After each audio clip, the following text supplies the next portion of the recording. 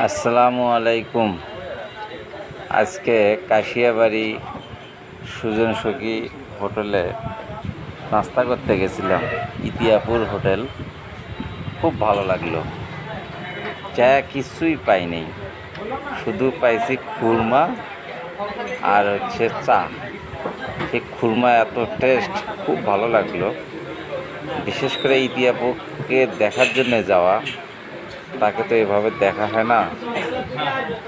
তারা তো ওনাদের আইটি অনেক বড়, ভাইরাল, এই জন্য দেখতে গেছিলাম।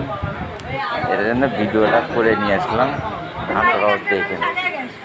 ঠিক আছে, সবাই ভালো থাকবেন, সুস্থ থাকবেন।